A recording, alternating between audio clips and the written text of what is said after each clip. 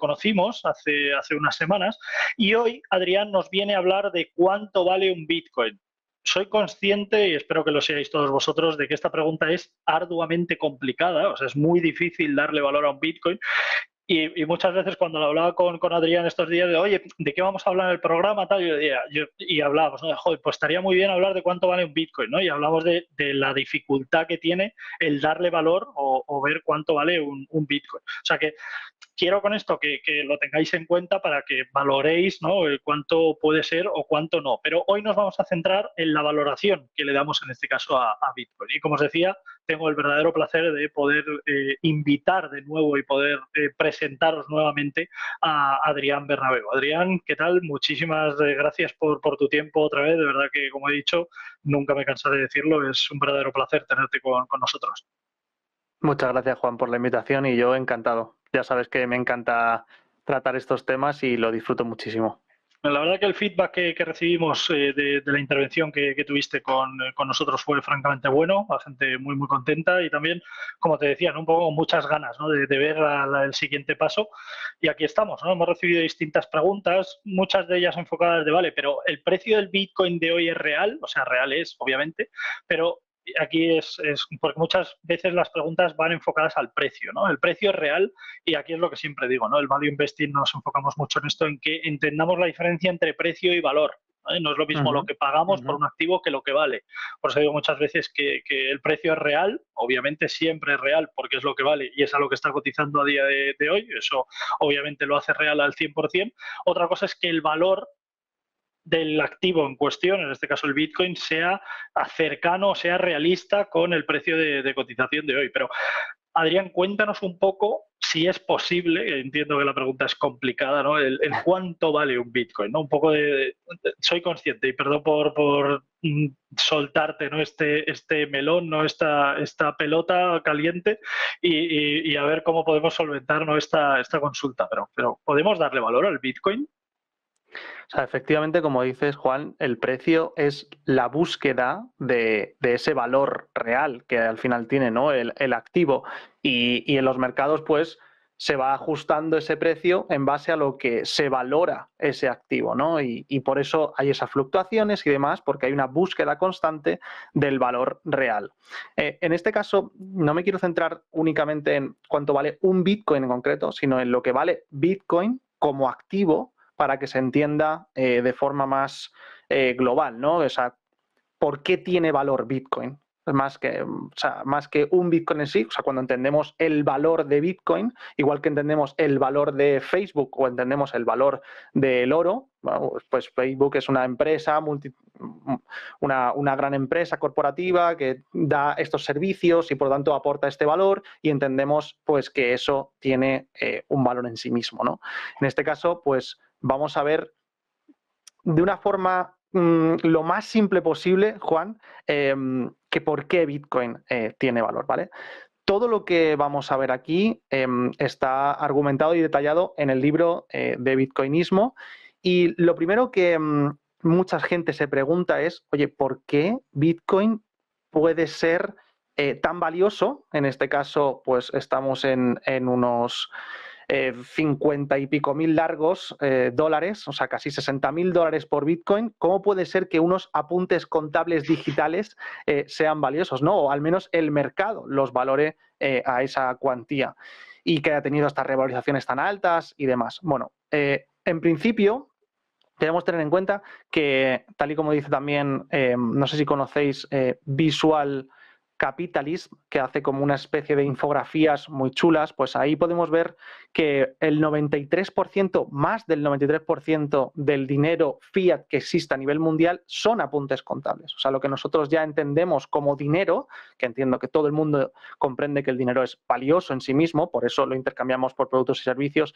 y por eso trabajamos en base a ese dinero, pues más del 93% de todo ese dinero mundial ya son apuntes contables. Solamente, o sea, menos del 7% del dinero existen billetes físicos como tal, que al final también podemos hablar en otro momento de lo que respalda a estos billetes físicos. Pero bueno, dime, Juan, ¿ibas a decir algo? No, era, Vale. o sea, un poco el problema problema no, pero el hándicap para mí principal que tiene una cripto a día de hoy Digo, cuando lo enfrentamos, digo, en relación a la consulta que hacía, no a la consulta, sino al comentario que hacías con respecto a Facebook, ¿no? O Santander. Claro, el problema no, pero aquí, claro, a Santander le puedo dar un valor porque tiene una capitalización de mercado, ¿no? Es decir, Santander capitaliza a X cantidad mayor, menor que el año pasado, ha crecido, no ha crecido, tiene esta capitalización y por lo tanto la empresa vale y lo puedo ver. O sea, está en los ajustes contables y en la presentación de resultados de la propia compañía, Facebook, de O sea, porque cualquiera. tiene unos flujos de capital, Claro. te refieres, ¿no? Porque Claro. genera flujos, ¿no? Y ya no solo que genere flujo, sino que la empresa tiene una capitalización, es decir, vale 1.000 millones, vale 2.000 millones. Ahora, ¿cuántas acciones hay en circulación? 100. Se divide la capitalización de la empresa entre el número de acciones y ese es el precio de capital Bueno, en Bitcoin de es cotización. exactamente igual. Eso es.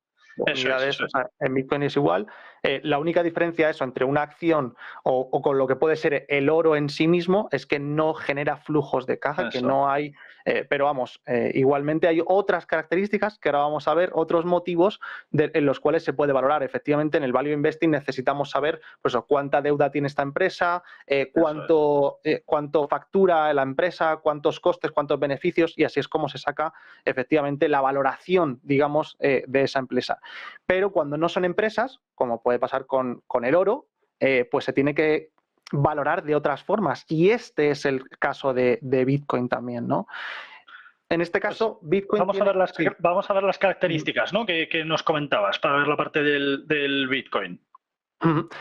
Bitcoin en sí supone una grandísima diferencia respecto a todo el resto de activos, básicamente porque es el único activo real digital no dependiente de terceros. Todo lo que hemos visto anteriormente, todo lo que podemos, pues eso, que cotiza en bolsa o que podemos valorar, depende de un tercero, depende de un CEO, depende de una empresa, depende de unos trabajadores, depende de un equipo de marketing, depende de un tercero que al final gestione todo eso. Igual que pasa con el oro, no hay una dependencia de un tercero, ¿no? Entonces, todas las cosas que existen en el mundo, podríamos decir que atesoran de alguna forma valor, atesoran, a mí me gusta llamarle energía, valoran, o sea, albergan energía. Nosotros hemos hecho un trabajo y ese trabajo está almacenado en forma energética, digamos, como puede ser, por ejemplo, si nosotros plantamos un árbol, esas manzanas albergan un trabajo realizado, ¿no? Un tiempo, una dedicación, un agua, todo eso está almacenado. Entonces, hay formas, digamos, formas de energía dineraria que almacenan mejor o peor, y eso es en base a unas características concretas. Vamos a poner un gráfico que os he compartido para que podamos ver de forma muy simple, muy al milímetro, o sea, como lo más simplificado posible, cómo podemos valorar todas las cosas que existen en base a los grados de dinerabilidad que tienen. Vamos a ver esos grados de dinerabilidad, que básicamente es cuánto almacenan mejor o peor las cosas que existen, porque al final el dinero en sí, digamos, es un adjetivo, no es un sustantivo. Entendemos que nosotros llamamos dinero a los euros y a los dólares, pero en realidad es un adjetivo porque puede ser mayor grado de dinerabilidad o menor grado de dinerabilidad. Cumple mejor unas características de dinero o peor. Vamos a ver el ejemplo, por ejemplo, de la manzana respecto a el oro. Todos entendemos que cumple mejor grado de dinerabilidad el oro que una manzana. Cumple mejor grado de dinerabilidad la sal, por ejemplo, que las manzanas. ¿Por qué? Pues justamente porque cumple con unos, no sé si podemos ver, Juan, estos gráficos. Sí, creo que estamos con ello ya. Si no, de todas formas, me he guardado también aquí una cita de Juan Ramón Rayo que explica también esta casuística que estamos hablando, que dice, Juan Ramón Rayo dice, lo interesante de Bitcoin es haber sido capaz de crear un activo digital real, porque activos reales ya teníamos, o sea, activos reales ya existían anteriormente, pero que necesiten tener materialización, o sea, todos los activos reales necesitaban materialización. Hasta el momento, los activos reales corpóreos los hacen más fácilmente localizables en un lugar concreto, por lo tanto, son más fáciles de confiscar y de expropiar. También teníamos activos digitales, por otro lado, que no eran corpóreos, pero no son activos reales. Toda la deuda es un activo digital y no necesita una materialización concreta. Incluso podríamos mantenerlo en secreto, pero esto tiene un problema de incumplimiento o de contrapartida para cumplir con un acuerdo contractual. Por lo tanto, conseguir un activo que sea real y al mismo tiempo sea digital es lo que le da valor y utilidad a Bitcoin. Esto es lo que dice Juan Ramón Rayo. Y por otro lado, otro autor muy conocido, Saif Denamos, dice que solo hay dos cosas que son realmente escasas en el mundo, y es el tiempo y Bitcoin. Y eso es una de las características que vamos a ver también, si podemos compartir pantalla. Ahora mismo Juan. Estamos viendo el gráfico de grados de dinerabilidad. Los grados de dinerabilidad. Vale, pues ahí se ve de forma muy simple cómo cuando cumplen ciertas características que ahora vamos a ver, que ahora después vamos a ver en el siguiente gráfico, hay ciertas cosas en el mundo que albergan mejor esas características que otras. Por ejemplo, una manzana cumple peor, se pudre básicamente, y en caso el oro no se va a pudrir, no se deteriora, digamos, en el tiempo. Entonces podemos conservar mejor esa energía dineraria en forma de oro que en forma de manzana.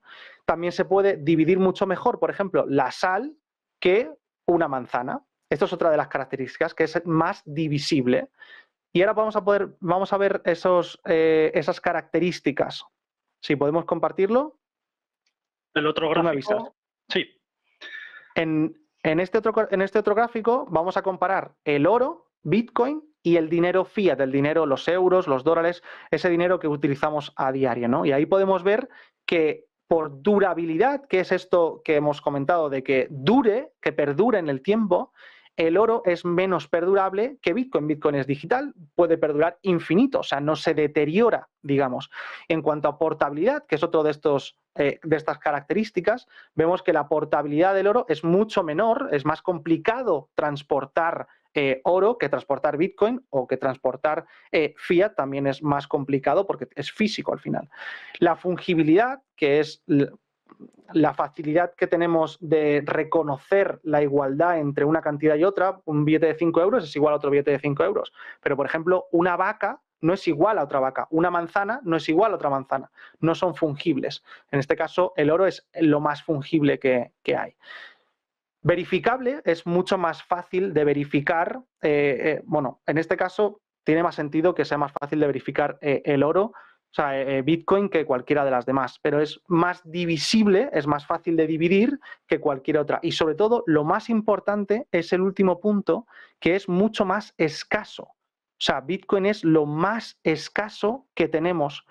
Y por eso hemos encontrado la escasez absoluta. De hecho, es un descubrimiento que tenemos en la humanidad. O sea, nunca hemos encontrado algo tan escaso, y no era posible conseguir algo escaso en el mundo físico. Aunque parezca paradójico, lo físico no es 100% finito, y solo podíamos encontrar o descubrir, mejor dicho, la escasez absoluta en el reino del ámbito digital, ¿no? O sea, el único activo 100% limitado, finito y que sea inelástico, es decir, que la oferta total no se pueda modificar, no podemos modificar cuánto se va a emitir ni cómo se va a emitir, ya sabemos de antemano cuánto se va a emitir, y eso hace que en cuanto a oferta y demanda, la oferta siempre sea limitada, y eso de por sí lo hace también valioso.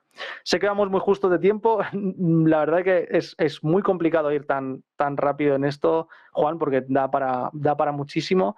No sé si quieres guiar hacia algún sitio. Es verdad, o sea, es muy interesante lo que comentas, y claro, el punto de que haya una limitación, en este caso en el Bitcoin, obviamente, es lo que le da también valor, obviamente, ¿no? Y al final esa limitación es lo que genera, ¿no?, muchas veces este valor. Ahora bien, a la hora de encontrar esta parte en el Bitcoin, ¿qué es lo que le diferencia, ¿no?, esta escasez a otra cripto, como, no sé, la que sea, da igual, cualquier otra cripto que no sea Bitcoin? ¿Por qué esa limitación en Bitcoin y no en otras que puedan tener ciertamente esa limitación? Muy bueno, y de hecho, si quieres, algún día también podemos dedicar un programa completo a la diferencia entre Bitcoin y otras criptomonedas, pero de forma muy simple.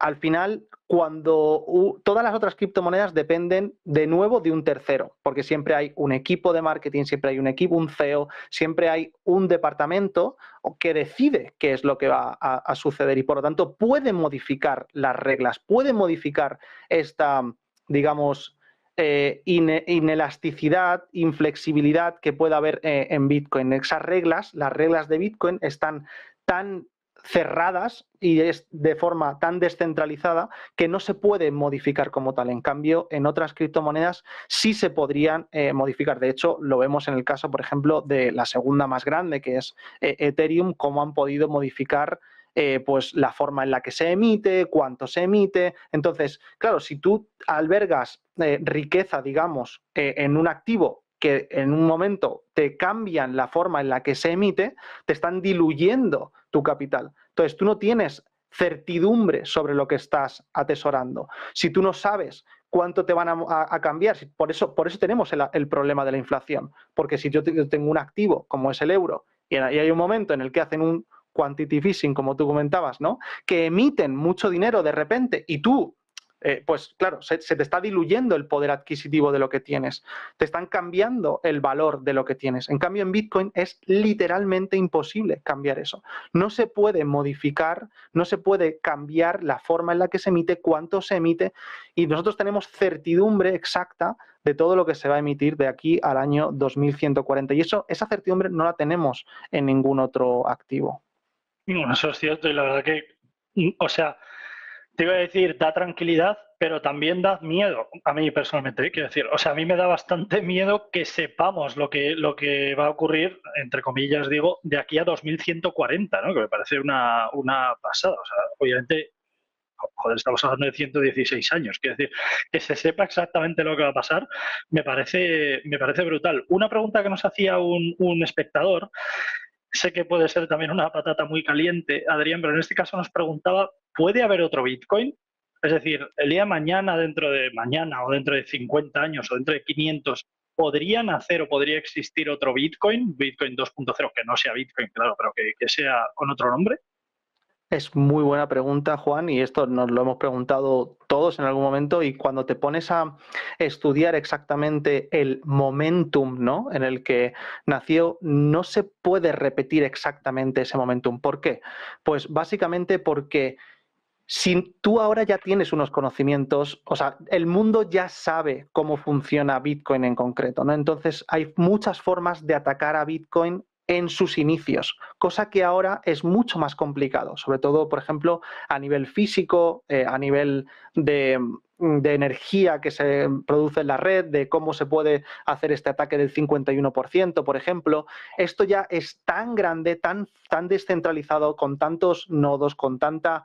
no quiero entrar en tecnicismos, pero básicamente si tú supieras de cero que van a hacer algo y que tiene esa capacidad, podrías atacarlo fácilmente. En cambio, no se puede volver a repetir exactamente esto porque empezó como, digamos, muy en la sombra, sin que prácticamente nadie le hiciera caso. De hecho, parecía como algo que no pues eso, nadie le daba valor, nadie le daba... entonces, fue más fácil que pudiera crecer de forma que pasara desapercibido, podríamos decir.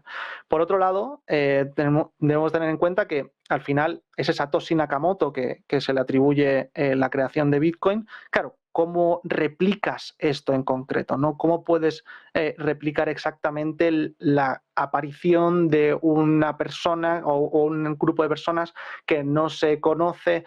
Y por otro lado, hay otros efectos, ¿no?, como el long tail, que también se aplica a muchas empresas y demás, que es como, oye, si ya tengo algo que cumple con eso, ¿por qué irme a algo nuevo que se parece pero que está en una fase más inicial con todo lo que esos riesgos suponen, ¿no? ¿Por qué no utilizar algo que ya funciona, que ya tiene ese long tail de tiempo, de seguridad, de fiabilidad? Todo eso no tiene sentido lógico, ¿no? Es mucho mejor ir hacia eso, ¿no? Y luego están pues los efectos de red y muchas otras cuestiones que se estudian para analizar y para valorar pues tanto empresas como sistemas, como muchas otras cuestiones, ¿no? Como pasa, por ejemplo, en las redes sociales. Las personas que utilizan, por ejemplo, Instagram, si naciera otro Instagram, lo tiene mucho más complicado que el propio Instagram, porque ya hay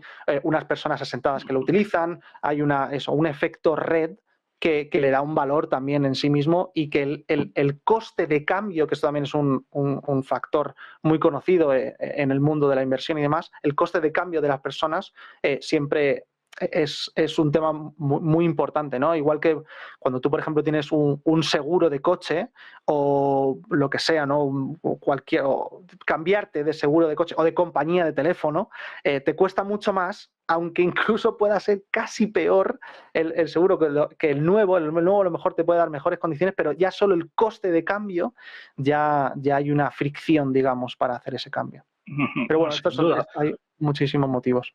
Un comentario que hizo una oyente, una del programa que nos hizo en redes sociales, me hizo bastante gracia cuando veíamos la que ha liado Satoshi, ¿no? Decía un poco la que se podía haber estado quieto, ¿no? Antes de todo esto, y que la que ha liado en plan para bien, y lo decía en tono lógicamente gracioso, ¿no? Rápidamente, Adrián, ¿cómo le dirías a la gente? Hay gente que nos pregunta, ¿quieres comentar algo? Perdón. Sí, bueno, me gustaría también concluir con un punto que para mí es relevante, pero adelante, dime. No, si quieres dale, porque nos quedaríamos sin tiempo. Si quieres dale y terminamos. Sí, pues, o sea, básicamente, y esto también lo nombro en el libro, y es el motivo por el cual le llamé al final bitcoinismo, y por el que incido muchísimo en que es una nueva era, y es que el concepto de escasez absoluta es algo parecido a la circunferencia, ¿no? La circunferencia es al final es una idea, ¿no? Pero nunca la hemos materializado como tal. La circunferencia se materializó, por ejemplo, en la rueda, pero la escasez absoluta simplemente era un concepto que no teníamos en el mundo, ¿no? No existía una materialización. Y Bitcoin es llevado a la práctica. O sea, la aplicación práctica del descubrimiento de Satoshi Nakamoto, el descubrimiento de Satoshi Nakamoto fue encontrar la escasez absoluta, ¿no? Y la invención es Bitcoin. O sea, eso es lo realmente sorprendente. O sea, llamamos Bitcoin al software, a la invención que nos permite utilizar esa escasez absoluta. O sea, es como, de nuevo, el concepto de circunferencia siempre estuvo ahí. O sea, el concepto de circunferencia es un concepto que siempre ha estado ahí en la historia, pero hasta que el ser humano lo descubrió y inventó, por ejemplo, la rueda, pues no podíamos materializarlo, ¿no? No podíamos utilizar ese concepto, ¿no? Entonces, en el momento en el que se produce el descubrimiento y posteriormente la invención, en este caso, de Satoshi, utilizando pues todas las piezas que al final generan Bitcoin, se genera una nueva era que es justamente bitcoinismo, ¿no? Y eso nunca lo hemos tenido hasta ahora en la historia. Imagínate que puedes encima tener un trocito de esto, que es algo que nunca ha existido en la historia. No, muy bien. Yo creo que hice el mismo comentario del primer programa, pero pienso muchas veces en el rumor este que había, que no sé si es verdad o no, aquella persona que pagó varias pizzas con varios Sí. bitcoins, ¿no? Es László se llama esta persona. Se estará tirando por la ventana todos los días el pobre, porque será la pizza más cara que se habrá comido en su vida, ¿no? Viendo el futuro, que obviamente en su momento era incierto, pero que está ahí, claro. Pues hay mucho detrás del tema de László. De hecho, me lo voy a apuntar porque podría ser otro programa muy interesante. Hay incluso un Pizza Day, que fue el día en el que László compró las pizzas, así que podríamos también hacer un día de László y comentar toda la historia, que tiene mucho para rascar, digamos. Pues nada, le damos una vuelta y vamos con ello. Adrián, de verdad que mil gracias, tío, por tu sabiduría, por tu experiencia dentro de la materia, y por un poco cómo lo bajas a la tierra, ¿no? Que muchas veces lo que digo que es muy difícil, ¿eh? Muchas veces bajar a la tierra un concepto en el que yo soy experto, en el que yo entiendo perfectamente, pero bajarlo a la tierra para gente que no entiende absolutamente nada de ese concepto, es muy difícil, porque muchas veces la propia experiencia que tenemos y el propio conocimiento nos empuja, ¿no?, a dejarnos llevar por entender o por dar por hecho eso que hablamos como para expertos o gente que sabe lo mismo que nosotros, ¿no? Y es muy, muy difícil. Bueno, te agradezco mucho tu esfuerzo, en este caso, por bajarlo a la tierra y por tu tiempo, por